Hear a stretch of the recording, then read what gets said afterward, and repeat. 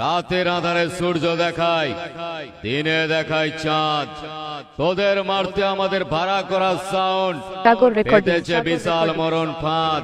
ও যে কোন কারিগর বানাইছিল দাদা দেহে এমন লাঠা চংটা, ফাঁদে পেলে সালাদের এমন লটকে দেব না, চিটে গুড়ে পিঁপড়ে পড়ার মতো চিপকে মরে যাবি রে সালা। আর বেশি পারাবারি করলে তোদের এমন পয়েন্টে বেসের হিট করব,